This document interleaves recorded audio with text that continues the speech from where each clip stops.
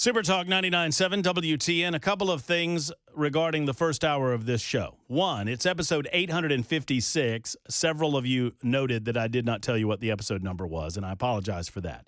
It's also day 192 of Donald Trump's second term as president of the United States of America. We just give that number to trigger the liberals because there's 1460.5 in total. Number two, apparently I missed it. Mr. Jimmy was doing a callback, and I missed the reference. Apparently, at some point during the Chris Hand show, Chris Hand referred to Joan Jones as a Stephen Miller type because he said she was a hothead who broke the TV. Okay, so that makes sense. That makes more sense now because I thought there was I didn't understand what was going on. So, Mr. Jimmy, I apologize for not getting the reference. My bad. Number three, Ken Weaver, I tried to listen, but I was talking to our next guest. I tried to listen. Can you give me a further synopsis? I know you just did it. Yeah. But the Waffle House guy, this Antioch killer, he is appealing. Yes. On what grounds? Well, they're saying that what they're arguing is that he was found incompetent at first. But then that changed, and he was convicted on 14 separate charges, including 4 first-degree murder charges, and then sentenced to 4 consecutive life sentences without the possibility of parole. Got it. But his defense team says that apparently that was not right. That shouldn't have happened, and so they are appealing for a new trial. But I am not seeing, exactly what they're basing the need for the new trial on. Other than the fact that they think that the first incompetency ruling should have stood. I see. So they're basically saying he's incompetent to stand. He was. That's what they're saying. Okay. Yeah, and so is Glenn Funk in charge of this? Right I have no idea. I don't either. I hope he's not because I don't have any trust in Glenn Funk, and I just use that name with emphasis to make sure that I don't screw it up again. Thank you. You're welcome. Let's talk to our next guest. Look, we got a bevy of candidates in the 7th Congressional District. We told you that this would happen fast and furious, and we want to be on top of it better than any other program, any other radio station in and around the Nashville area and in the 7th Congressional District. Congressman Mark Green has retired. That opens up the 7th Congressional District. We now know that we'll have primaries in October and a general election in December. One of the candidates, one of the first to present himself as a nominee in the primary is Lee Reeves for 7th Congressional District Congress, and he joins us in studio. We've had a chance to talk to you once via the phone, first time in studio. Hey, That's Lee. right. Back in the studio. I'm glad to see you back here. Thank you for having me on today. And we're running hard in this sprint of a special election for the 7th. I mean, it feels like Congress never stops running anyway, and this is even an expedited process on top of that. Well, it's got to be crazy. 44 days till early voting starts. Wow. Yeah, September 17th. Wow, you put it that way. And I know. Right around, I mean, it's like the second week of football season. That's exactly right. Or third week of football season. We've got all kinds of things going on. Talk to me about the reaction in the district. I don't know how much of the district you've had an opportunity to canvass as of yet. Just give folks an overview of who you are if they don't know you very well. Sure. Well, we're still making it out to all 14 counties in the district, but I am a state representative. I represent part of Williamson County in District 65. My district spans from Fairview to Franklin and down to Thompson Station, and Leapers Fork is in the middle there. We had a great year last year. I was newly elected last year. And earlier this year passed 7 bills into law, which is pretty good for a freshman. It's actually pretty good for some people. I got more done in a year than most get in 3. So if you take those 7 and tell me give me a couple that you're most proud of. Yeah, of course. Well, there's 2 that stand out. The first is that we took on illegal immigration in the state of Tennessee, and said that if out of state illegal aliens are issued driver's licenses, we're not going to recognize those in Tennessee. And we made that a Class B misdemeanor. I was challenged on the floor of the House by Afton Bain, who's a Democrat in this race, and by some of the Democratic leadership. And they said, well, what do you expect people to do? And I said, drive around. That's actually the whole point, is that we are trying to demagnetize the state of Tennessee to all the illegal aliens that have been welcomed in by Biden and Kamala over the last 4 years. So that's number one. That's one. Number two? Number two, we decided that we would listen to the people in our district who said, look, we've got an effort across the state to take away county primaries for folks that want to vote. And so they wanted to take the primary away and do a caucus instead at one particular date, one particular time. And if you couldn't show up, then so sorry for you. Well, that affects our active military, chief among them. People overseas serving our country could not, in those circumstances, vote for their county mayor, their school board member, where their kids are in school, even their property assessor. And we said, no, we're not going to allow that to happen. We're going to make sure that if you can vote in a primary right now, that you'll still be able to vote in a primary. How do you feel like, and I agree with point number two, I think is a no-brainer. I said at the time when you were sponsoring the legislation, we may have talked about it. We at the did, time, yeah. It just feels like a caucus system. I understand why they did it that way back in the day. Mm-hmm. I think we have our society has modernized itself, and we have modernized our way of voting. I think that's a backwards way of looking at it, not a forward way of looking at it. And there's far too much. I don't use the term very often, but it does tangibly disenfranchise people who don't have the ability to go and caucus that would otherwise have an ability to go to a primary. I agreed wholeheartedly with number two.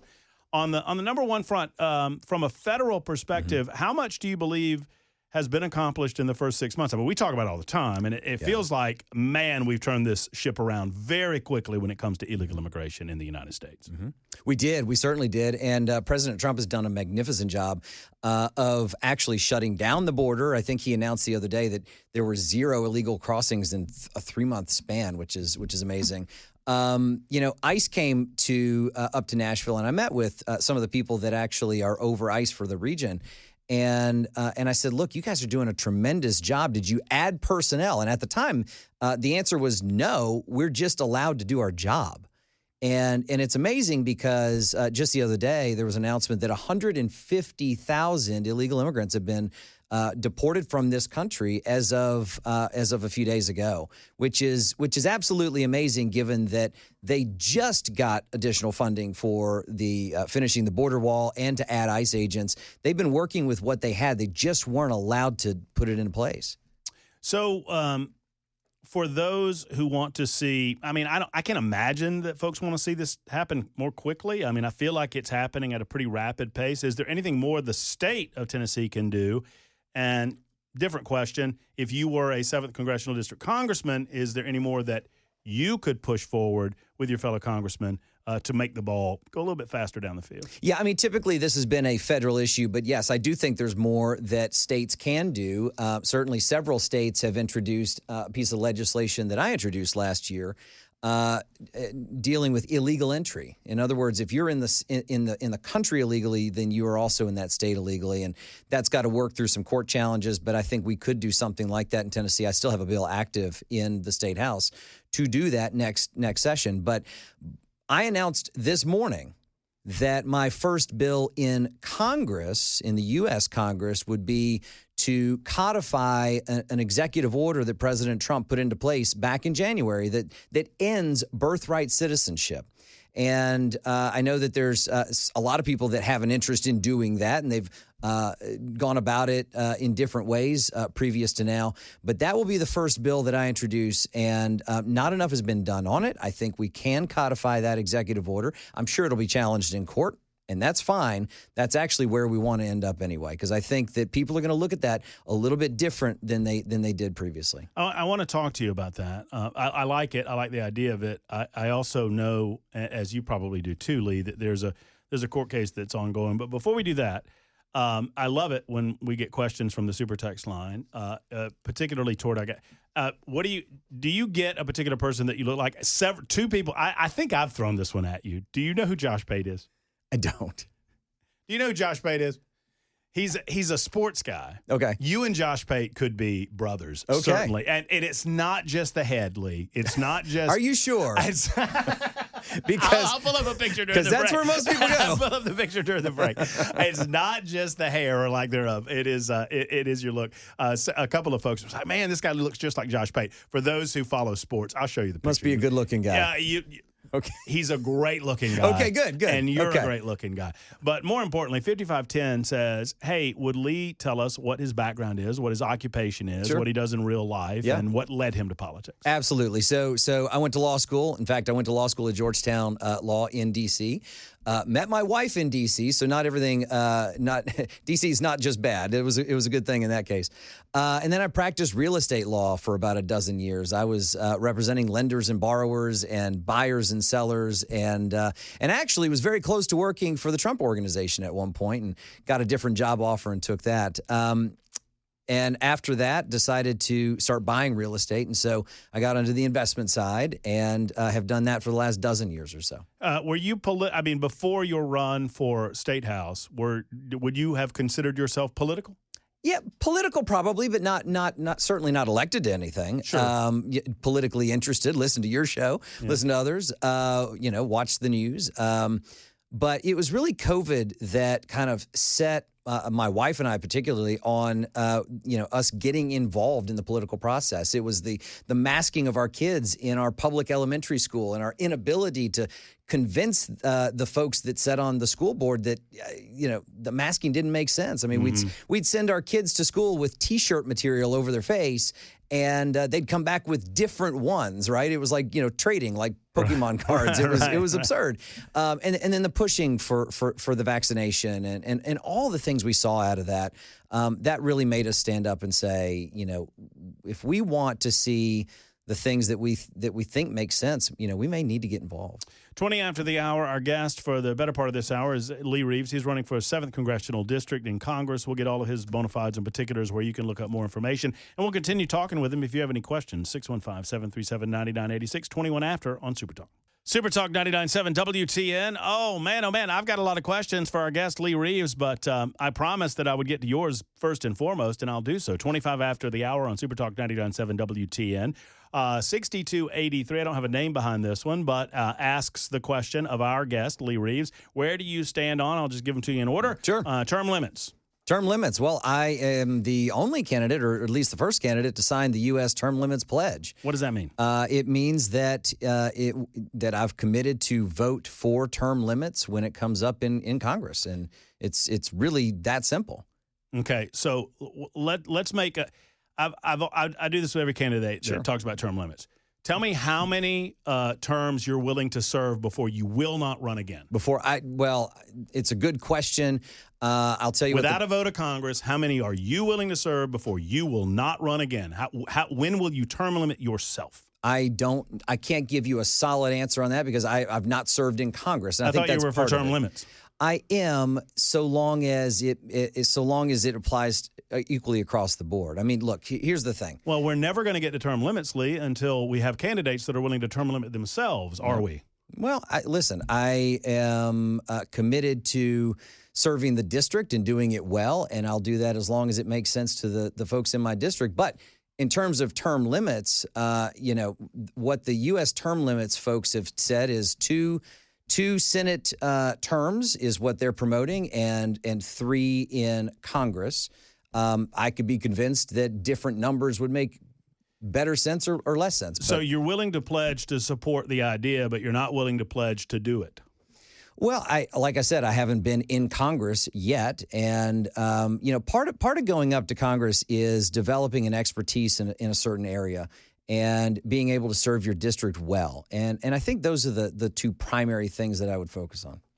So, term limit for me, I don't mean to get stuck on it, but I've been doing this for 25 years, and for 25 years I've listened to Republicans tell me that they're in favor of term limits, and for 25 years, every time the Republicans have a majority in the Congress, term limits never comes up. Why do you think that is?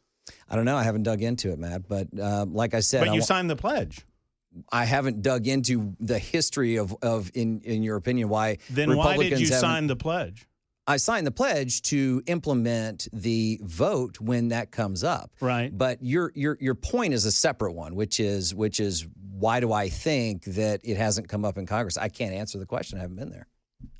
So you signed the pledge without understanding why the pledge hasn't been fulfilled? Well, I signed the pledge in order to vote for that concept, and it's a concept that I think is a good one. I don't mean to get squirrely on this, Sure. but anybody that signs a pledge that you believe in term limits should be able to say, I believe that I can accomplish everything that I need to accomplish in X number of years.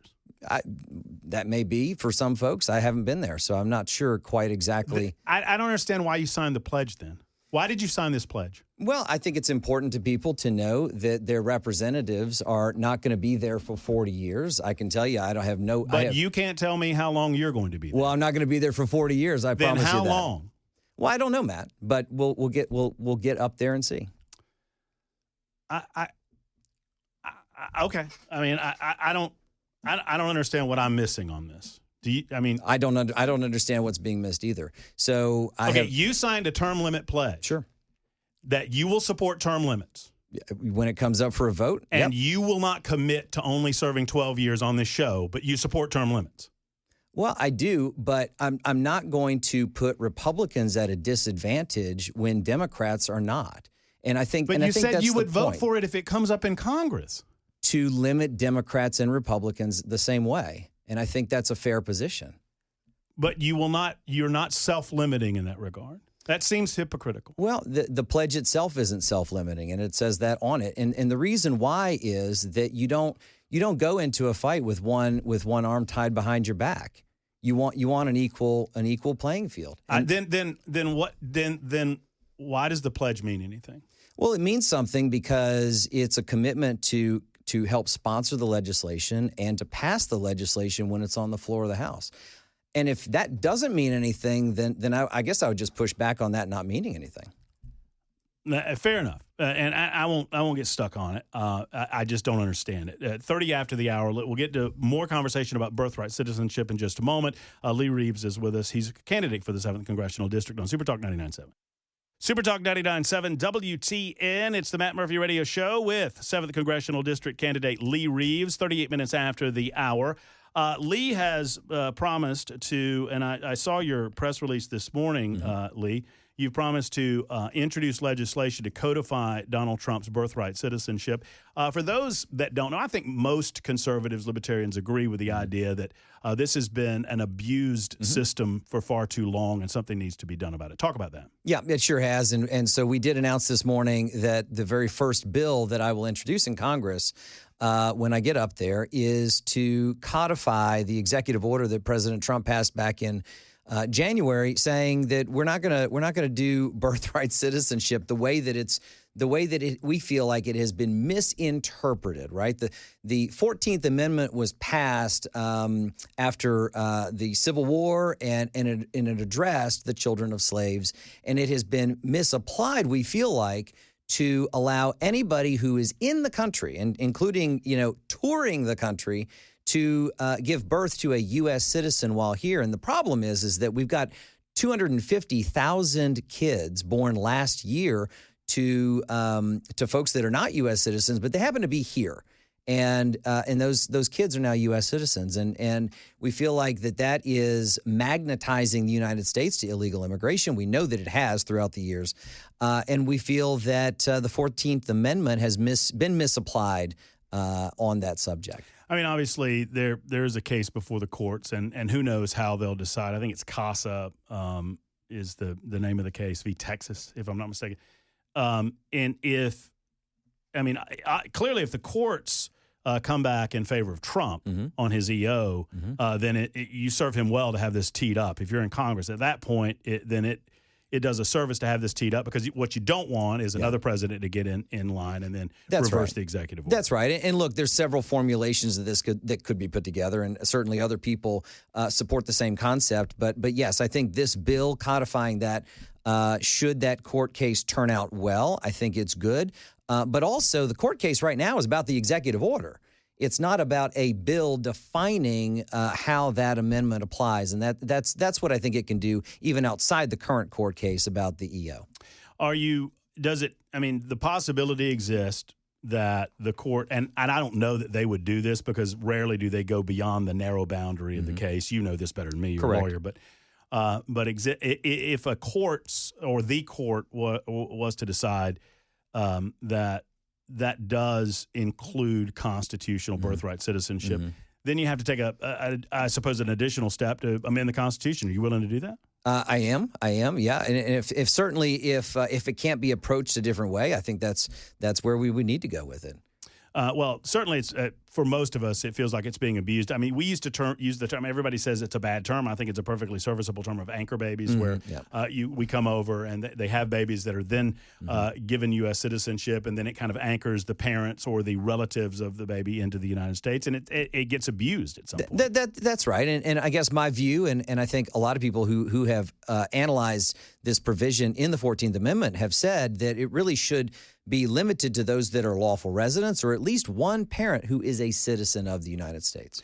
So let's talk about I think we talked about in our first conversation via the phone the big beautiful bill that became the big beautiful law. Yep. And we discussed at the time that there was far more good than maybe negative. And really the only negative that I had with it is that we perhaps didn't go far enough, but we're seeing some rescission measures now, and I just wanted you to speak to those rescission measures and how we can take steps and conservatives that looked at the one big beautiful bill, which, by the way, I think it was wonderfully named, because every time I see it in print, they have to write out that it's big and beautiful, and I think that's pretty brilliant. But if there was a complaint, it was that there was spending in the bill and not the cuts that they wanted to see, but the rescission bills are coming. We've already passed one out of the House, and there are more on the way. And just to explain what that is, a rescission are funds that were appropriated but will not be used, and so they get returned back to the Treasury. And so already we've signed a $9 billion rescission bill, put that forward, that eliminates NPR and public TV, and it's federal support for those. It doesn't eliminate them, just to be clear. And we're going to talk a little more about this, because the liberals are now pretending like Lee Reeves hates Big Bird and I mean, love Big Bird. I mean, everybody. I mean, but these creatives will continue to exist. They don't exist because of government. They won't cease to exist because That's of exactly life. right. They could support themselves, and they have largely for many, many years. So you look forward to more of these, and I don't want to put words in your mouth, but I think you told me this, that, I mean, the idea is to get away from omnibus spending packages and get to separate appropriations. Absolutely. Yeah. No, listen, I would love to get back to regular order. We haven't had regular order for over 30 years. You know, it used to be that we would have 12 appropriation bills, or a dozen or so, come out of the various committees when Congress people in Congress were doing work in the committees. I would love to get back to that. We're not there now, with being such a close margin in Congress. I don't know if we're going to get there this year, but certainly I would like to see that in the future. I would fully support it. Where are you, or where have you been on Trump's tariffs? It seems like this is a subject that people think they have their heads wrapped around, and I think Donald Trump is enough of a businessman, enough of a negotiator that he's got his mind around this a little more than some of the commentators. Obviously, the country seems to be doing well. I know our jobs report wasn't exactly what we wanted it to be over the summer. But where are you on in terms of tariffs and Donald Trump's plan to kind of get that back into order? Well, I've told other people I think tariffs are taxes. I'm not in favor of taxes. But I do know this. President Trump, and you and I see it the same way, he's a negotiator. And if you view anything, at least I think, anything that you don't understand that he's put out there as, it's a negotiation, it starts to make sense. And so initially he was, putting a tariff of 300 and something percent, and then backed it off to, 85%. And everyone was like, woo, good. When if he had started with 85%, people would have been freaking out about that. I know that it's brought revenue into the country. I think that's fine. I think the real goal, though, is to make sure that we've got reciprocal trade in a way that benefits Americans, brings manufacturing back home, brings jobs back home, but also lets us sell into other countries.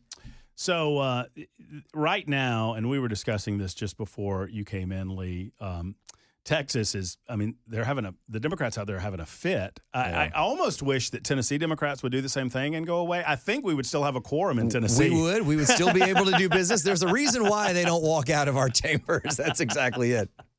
I mean, is this just a matter? I mean, as a conservative Republican, let me put it this way. As a radio commentator that has no political affiliation, I see them taking the 20% on every 80-20 issue, and I'm wondering what in the heck's going on. Do you do the same? Do you look at it the same way, or no? How I see it the same way. I think the left has gotten radicalized over the last dozen years or so, and it seems like they have not yet gotten out of the mode of going to the most extreme position that they could have. And I think it's great for Republicans. I don't think it's been great for the country. And it is interesting to see them promote, democracy, democracy, democracy, and then fail to vote. Right? They have to go to a sanctuary state in order to not get dragged back to Texas, I guess. One of the most gerrymandered states in the United States of America, Illinois. I was looking at a map earlier. It's insane. I've got it pulled up. It's insane and that's all gerrymandered by the Democrats, which is fine for them. Sure. But not so good when Republicans do. Well, that seems to be how the argument goes, right? So. Right. Tell people how they can find out more about you, your political campaign, and what are you going to be doing? I mean, you got nothing going on over the next couple of months, right? Just a few things. Yeah. So we've got 44 days till early voting starts September 17th. Primary day is October 7th. You can find me at leereeves.com. We are doing our best to get out into your mailbox and into knocking at your door and going to events. And we've got all the things coming together very, very quickly so that you know who I am and what I stand for. And for anyone listening, I would love your support. LeeReeves.com goes right to your website. It does. Doesn't go to anybody else's. It's all E's the entire way. And no, it goes directly to mine. That other thing amuses me greatly. Lee, thank you for coming on. Thank you for taking on the fire, and we appreciate you so much. And I know that people will be looking forward to you in their communities. Thank you, Matt. Appreciate it. There's the Lee Reeves of the 7th Congressional District. It's 47 after the hour. Quick timeout. We'll be back after this on Super Talk.